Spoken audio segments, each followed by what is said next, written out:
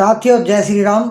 साथियों आज हम लेकर आए हैं तुलसी के जन्म की कथा, जो भगवान श्री हरि विष्णु ने स्वयं अपने श्रीमुख से नारद जी को बतलाई है। यह कथा श्रीमद् देवी भागवत पुराण से ली गई है। तुलसी का जन्म कैसे हुआ, पौधा कैसे बनी और पूर्व जन्म में तुलसी कौन थी, यही सब बातें आज की इस वीडियो में जानेंगे। आपसे अनुरोध है आप इस वीडियो को अंत तक देखना, और अगर हमारे चैनल को सब्सक्राइब नहीं किया है तो कृपया करके चैनल को सब्सक्राइब जरूर कर लेना। साथियों एक बार नारद जी ने भगवान श्री हरि विष्णु से तुलसी के प्रादुर्भाव के बारे में पूछा। भगवान श्री हरि नारायण कहते हैं कि नारद, धर्मध्वज एक महान प्रतापी राजा थे। उनकी पत्नी का नाम माधवी था। वह राजा के साथ गंधमादन पर्वत पर सुंदर उपवन में आनंद विहार करती थी। देवी माधवी को लक्ष्मी के अंश से कार्तिक की पूर्णिमा के दिन उसके गर्भ से एक कन्या ने जन्म लिया, जिसका नाम तुलसी रखा गया। पृथ्वी पर पधारते ही वह कन्या ऐसी सुयोग्या बन गई कि मानो साक्षात संपूर्ण प्रकृति देवी हो। तुलसी ने सब लोगों के रोकने पर भी तपस्या करने के विचार से बद्रीवन में प्रस्थान किया। वहां रहकर दीर्घकालीन तक ब्रह्मा जी की कठिन तपस्या करती रही।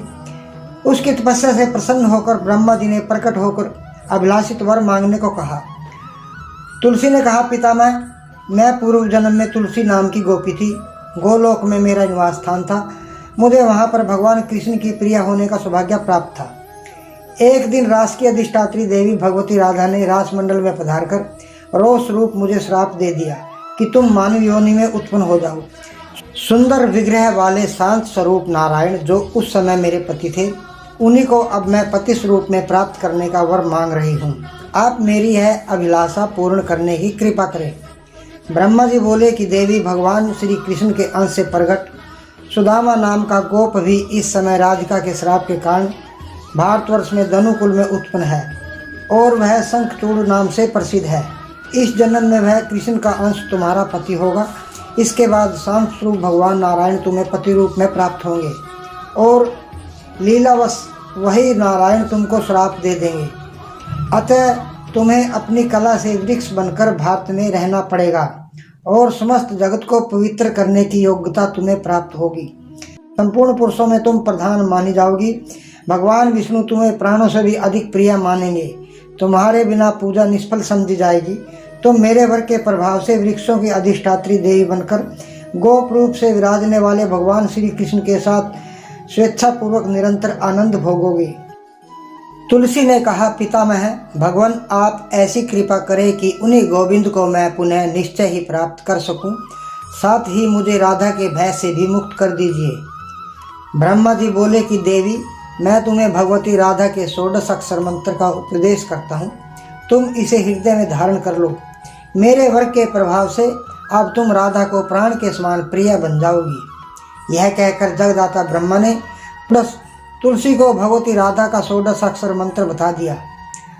तब तुलसी ने भगवती राधा की उपासना की, और उनके कृपा प्रसाद से वह देवी राधा के समान ही सिद्ध हो गई। भगवान नारायण कहते हैं, उसी समय महान योगी शंखचूड़ का बद्रीवन में आगमन हो गया। शंखचूड़ को देखकर तुलसी ने वस्त्र से अपना मुंह ढक लिया। ऐसे भव्य शरीर से शोभा पाने वाली उस सुंदरी तुलसी को देखकर शंखचूड़ उसके पास आकर बैठ गया, और मीठे शब्दों में बोला कि देवी, तुम कौन हो? तुम्हारे पिता कौन है? कृपया तुम अपना परिचय देने की कृपा करें। तुलसी ने कहा कि महाशय, मैं राजा धर्मध्वज की कन्या हूँ। तपस्या करने के विचार से इस तपोवन में ठहरी हुई हूँ। आप कौन है? आपको आनंद पूर्वक यहाँ से पधार जाना चाहिए, क्योंकि उच्च कुल की किसी अकेली साध्वी कन्या के साथ एकांत में कोई शालीन पुरुष बातचीत नहीं करता। शंखचूड़ ने कहा, देवी, मैं पूर्व जन्म में श्री हरि के साथ रहने वाला उन्हीं का अंश सुदामा नामक गोप था। देवी राधिका के श्राप से इस समय में दानवेंद्र बना हूँ। भगवान श्री कृष्ण का मंत्र मुझे इष्ट है, अतः पूर्व जन्म की बातों को मैं जान जाता हूँ। तुम भी जो भारतवर्ष में उत्पन्न हुई हो, इसका मुख्य कारण श्री राधिका का रोष ही है। इतने में श्री ब्रह्मा जी ने प्रकट होकर शंखचूड़ से कहा कि शंखचूड़, गंधर्व विवाह के नियम अनुसार तुम्हें इसे पत्नी स्वरूप में स्वीकार कर लेना परम आवश्यक है। ब्रह्मा जी ने तुलसी से कहा कि पतिव्रते, इस शंखचूड़ के सौभाग्यवती प्रिया बन जाओ। इसके बाद तुम पुनः गोलोक में भगवान श्री कृष्ण के पास चली जाओगी और यह शंखचूड़ भी इस शरीर का त्याग करने के पश्चात वैकुंठ में जाकर चतुर्भुज भगवान विष्णु में लीन हो जाएगा। भगवान नारायण कहते हैं कि नारद, शंखचूड़ और तुलसी को इस प्रकार आशीर्वाद देकर ब्रह्मा अपने लोक में चले गए और शंखचूड़ और तुलसी ने गंधर्व विवाह के अनुसार तुलसी को अपनी पत्नी बना लिया। फिर संगनी धर्म पत्नी परम सुंदरी तुलसी के साथ आनंद में जीवन बिताते हुए राजा धीराज प्रतापी शंखचूड़ ने दीर्घ काल तक राज्य किया। देवता, दानव, असुर, गंधर्व, किन्नर, राक्षस सभी शंखचूड़ के शासन में शांत रहते थे। अधिकार छिन जाने के कारण देवताओं की स्थिति भिक्षुआ जैसी हो गई। अतः वे सभी अत्यंत उदास होकर ब्रह्मा जी की सभा में गए और अपनी स्थिति बतलाकर बार बार अत्यंत विलाप करने लगे। तब विधाता ब्रह्मा देवताओं को साथ लेकर भगवान शंकर के स्थान पर गए। फिर ब्रह्मा और शंकर देवताओं को साथ लेकर वैकुंठ के लिए प्रस्तुत हुए। परम श्रद्धा के साथ उपासना करके जगत स्वामी जगत विधाता ब्रह्मा जी ने हाथ जोड़कर बड़े विनय के साथ भगवान श्री हरि के सामने सारी स्थिति निवेदित की। भगवान श्री हरि बोले कि ब्राह्मण, यह महान तेजस्वी शंखचूड़ पूर्व जन्म में एक गोप था जो मेरा ही अंश है। आप लोग मेरा यह त्रिशूल लेकर शीघ्र भारतवर्ष में चले जाओ। शंकर मेरे त्रिशूल से उस राक्षस का संहार करे। दानव शंखचूड़ मेरे ही संपूर्ण मंगल प्रदान करने वाले कवचों को कंठ में सदा धारण किए रहता है, इसलिए वह अखिल विश्व विजयी है। अतः मैं भी ब्राह्मण का वेश धारण करके कवच के लिए उनसे याचना करूंगा। साथ ही जिस समय उसकी स्त्री का अस्तित्व नष्ट होगा उसी समय उसकी मृत्यु होगी। यह भी वर मैंने उसको दे रखा है। मैं उसकी पत्नी के उदर में अपना वीर्य स्थापित करूंगा। मैंने यह निश्चय कर लिया है। वैसे भी तुलसी मेरी चिरप्रिया है, इससे मुझ सर्वात्मा को कोई दोष भी नहीं होगा। उसी समय शंखचूड़ की मृत्यु हो जाएगी और उस दानव की वह पत्नी अपने उस शरीर का त्याग करके पुनः मेरी प्रिय पत्नी बन जाएगी। यह कहकर श्री हरि ने अपना त्रिशूल शंकर जी को सौंप दिया। त्रिशूल लेकर सभी देवगण और ब्रह्मा जी शंकर सहित भारतवर्ष की ओर चल दिए। भगवान श्री नारायण कहते हैं कि नारद, चंद्रभागा नदी के तट पर एक वट वृक्ष के नीचे जाकर देवताओं का अभ्युदय करने के विचार से महादेव जी ने आसन जमा लिया। उन्होंने पुष्पदंत को दूत बनाकर चंद्रचूड़ के पास भेजा।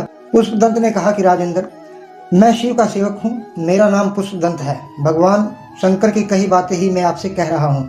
आप देवताओं का राज्य तथा उनका अधिकार लौटा दे अथवा युद्ध का निश्चय कर ले। नारद दूत के रूप में गए पुष्पदंत की बात सुनकर शंखचूड़ के मुख पर हंसी छा गई। उसने कहा, दूत मैं कल प्रातःकाल चलूंगा, तुम चलो। तब पुष्पदंत वट वृक्ष के नीचे पधारे भगवान शंकर के पास लौट आया। इधर दूत के चले जाने पर प्रतापी शंखचूड़ अंतःपुर में गया और उसने अपनी पत्नी तुलसी से युद्ध संबंधी बातें बतलाई। सुनते ही तुलसी के होठ और तालू सूख गए। तब शंखचूड़ बोले, प्रिय, कर्म भोग का सार निबंध काल के सूत्र में बंद है। शंखचूड़ ने तुलसी को संपूर्ण शोकों को दूर करने वाले उस उत्तम ज्ञान को बतलाया जो भगवान श्री कृष्ण की कृपा से उसे प्राप्त हुआ था। नारद, अगले दिन प्रतिदिन की भांति उसने भक्ति पूर्वक ब्राह्मणों को उत्तम रत्न, मणि, स्वर्ण और वस्त्र आदि दान किए। इसके बाद उसने अपने पुत्र को संपूर्ण दानवों का राजा बनाकर अपनी संपूर्ण संपत्ति सौंपकर हाथी घोड़े सेना साथ ले स्वयं कवच पहनकर हाथ में धनुष और बाण लिए सब सैनिकों को एकत्र किया। दानवेंद्र शंखचूड़ ने अपरिमित सेना सजाकर उत्तम रत्न से बने हुए विमान पर सवार होकर गुरु वरों को आगे करके भगवान शंकर की सेवा में चल दिया। नदी के तट पर पहुंचकर शंखचूड़ ने भगवान शंकर को सबके साथ सिर झुकाकर भक्तिपूर्ण प्रणाम किया। उस समय शंकर के वाम भाग में भद्रकाली विराजित थी और सामने कार्तिकेय थे। इन तीनों महानुभावों ने शंखचूड़ को आशीर्वाद दिया। महादेव जी ने कहा कि राजन, तुम देवताओं का राज्य वापस करके मेरी प्रीति की रक्षा करो। तुम अपने राज्य में सुख से रहो और देवता अपने स्थान पर। शंखचूड़ ने कहा कि भगवान, इस समस्त बलि के ऐश्वर्य को पाताल से उठाकर लाया हूँ, अतः इस पर मेरा ही अधिकार है। इस वैभव के विषय में देवताओं और दानवों का विवाद सदा से चला आ रहा है। अभी इसका अंत नहीं होता दिखाई दे रहा। समय अनुसार कभी हम जीतते हैं, कभी वो जीतते हैं। दोनों के पक्ष के विरोध में आपका आना संगत नहीं जान पड़ता। आप तो हम दोनों के समान संबंधी बंधु ईश्वर परमात्मा ठहरे। यदि इस समय आपका हमारे साथ युद्ध ठन जाए तो आपके लिए लज्जा की बात होगी। हम विजयी हो गए तो हमारी कीर्ति अधिक फैल जाएगी और हम पराजित हो गए तो हमारी कीर्ति में थोड़ा बहुत धब्बा लगेगा। शंखचूड़ के वचन सुनकर भगवान शंकर हंसने लगे। देवता भगवान श्री हरि की शरण में गए हैं। उन्होंने मुझे तुम्हारे पास भेजा है, अतः देवताओं का राज्य तुम लौटा दो। बस मेरा आने का निश्चित यही अभिप्राय है। अथवा मेरे साथ प्रसन्नता से लड़ने के लिए तैयार हो जाओ। तब शंखचूड़ ने भगवान शिव को नमस्कार किया और युद्ध करने की ठान ली। दोनों में भयंकर युद्ध होने लगा। देवता और दानवों में भयंकर युद्ध होने लगा। उधर भगवान विष्णु ने बूढ़े ब्राह्मण का वेश बनाकर शंखचूड़ से कृष्ण कवच दान में मांग लिया, जिसको उसने सहर्ष दान में दे दिया। फिर श्री हरि विष्णु शंखचूड़ का भेष बनाकर तुलसी के पास पहुँचे, जहाँ उन्होंने उसका सतीत्व भंग कर दिया। यद्यपि तत्व रूप से तो वह श्री हरि की पत्नी ही थी, यह बात श्री हरि विष्णु जानते थे। ठीक उसी समय शिव ने विष्णु जी के द्वारा दिया हुआ त्रिशूल शंखचूड़ पर चलाया, जिससे वह दानव त्रिशूल से भस्म हो गया। क्योंकि तुलसी का अस्तित्व उसकी रक्षा कर रहा था, उसका अस्तित्व भंग होने पर ही उस दानव का वध किया जा सकता था। शरीर के भस्म होते ही उसने एक दिव्य गोप का वेश धारण किया और श्राप से मुक्त होकर कृष्ण लोक को चला गया। उधर जब तुलसी को यह बात पता चली तो उसने शंखचूड़ वेशधारी भगवान विष्णु से पूछा कि बताओ तुम कौन हो, तुमने मेरा अस्तित्व नष्ट क्यों किया? मैं तुम्हें अब श्राप देती हूँ। श्राप के भय से भगवान श्री हरि अपने वैष्णव रूप में आ गए। भगवान का यह रूप देखकर तुलसी मूर्छित हो गई। होश में आने पर तुलसी बोली, नाथ, आपका हृदय पाषाण के सदृश कैसे हो गया? आप इतने कठोर कैसे बन गए? आज आपने मेरे इस शरीर का धर्म नष्ट करके इस शरीर के स्वामी को मार डाला। आप अवश्य ही पाषाण हृदय है, तभी तो उसमें दया की गंध तक नहीं रही। देव, अब आप ही पाषाण रूप हो जाइए और बिना अपराध आपका भक्त मारा गया। श्री हरि ने कहा कि भद्रे, तुम मेरे लिए भारतवर्ष में रहकर बहुत तपस्या कर चुकी हो और शंखचूड़ भी तपस्या कर रहा था, जो मेरा ही अंश है। वह भी गोलोक में चला गया। अब तुम भी अपना यह शरीर त्याग करके दिव्य रूप धारण करें और मेरे साथ आनंदपूर्वक गोलोक में रहो। तुम्हारा यह शरीर गंडकी नदी के रूप में प्रसिद्ध होगा। यह पवित्र नदी भारतवर्ष में पुरुषों को उत्तम पुण्य देने वाली होगी। तुम्हारे ये केश लाभ पवित्र वृक्ष होंगे। तुम्हारे केश से उत्पन्न होने के कारण तुलसी के नाम से ही उनकी प्रसिद्धि होगी। देवताओं की पूजा में आने वाले त्रिलोकी के जितने भी पत्र और पुष्प हैं, उन सब में तुम प्रधान मानी जाओगी। तुलसी के नीचे गिरे हुए पत्तों को प्राप्त करने के लिए उसी के नीचे समस्त देवता रहेंगे, तथा मैं भी शालिग्राम के रूप में तुम्हारे नीचे ही रहूँगा। मैं तुम्हारे साप को सत्य करने के लिए भारतवर्ष में पाषाण शालग्राम बनूंगा। गंडकी नदी के तट पर मेरा वास होगा, जहाँ शालग्राम की शिला रहती है। वहाँ भगवान श्री हरि विराजते हैं और वहाँ संपूर्ण तीर्थों को साथ लेकर भगवती लक्ष्मी भी निवास करती है। ब्रह्म हत्या आदि जितने भी पाप हैं, वे सब शालग्राम शिला की पूजा करने से नष्ट हो जाते हैं। मृत्यु काल के अवसर पर जो शालिग्राम के जल का पान करता है, वह संपूर्ण पापों से मुक्त होकर विष्णु लोक को चला जाता है। उसे निर्वाण मुक्ति सुलभ हो जाती है। शालग्राम, तुलसी और शंख, इन तीनों को जो महान ज्ञानी पुरुष एकत्रित सुरक्षित रूप से रखता है, उसको भगवान श्री हरि बहुत प्रेम करते हैं। नारद, इस प्रकार देवी तुलसी से कहकर भगवान श्री हरि मौन हो गए। उधर देवी तुलसी अपना शरीर त्याग कर दिव्य रूप से संपन्न हो भगवान श्री हरि के वक्ष स्थल पर लक्ष्मी की भांति शोभा पाने लगी। कमलापति भगवान श्री हरि उसे साथ लेकर अपने वैकुंठ धाम पधार गए। लक्ष्मी, सरस्वती, गंगा और तुलसी, यह चार देवियां भगवान श्री हरि की ही पत्नियां हैं। उसी समय तुलसी के तेज से गंडकी नदी उत्पन्न हुई और भगवान श्री हरि भी उसी के तट पर मनुष्य के लिए पुण्यप्रद शालग्राम शिला बन गए। उधर त्रिशूल बड़े वेग से आदि पुरुष भगवान श्री कृष्ण के पास लौट आया। शंखचूड़ की हड्डियों से शंख की उत्पत्ति हुई। वही शंख अनेक प्रकार के रूप में विराजमान होकर देवताओं की पूजा में निरंतर पवित्र माना जाता है। उसके जल को श्रेष्ठ मानते हैं, क्योंकि देवताओं को प्रसन्न करने के लिए वह अचूक साधन है। और शिव भी शंखचूड़ को मारकर अपने लोक को पधार गए। साथियों, यह थी तुलसी माता के प्रादुर्भाव की कथा, जो कार्तिक मास में बहुत पुण्यदायी कथा है। यह कथा आप अवश्य सुने, पढ़ें। अगर इस कथा की यह वीडियो आपको अच्छी लगी हो तो कृपा करके एक लाइक जरूर कर देना, और हमारे चैनल को सब्सक्राइब नहीं किया है तो कृपा करके हमारे चैनल को सब्सक्राइब जरूर कर लेना, ताकि ऐसी ही वीडियो आपको सबसे पहले मिलती रहे। मिलते हैं ऐसी ही एक और वीडियो में, तब तक के लिए जय श्री राम, जय माता की।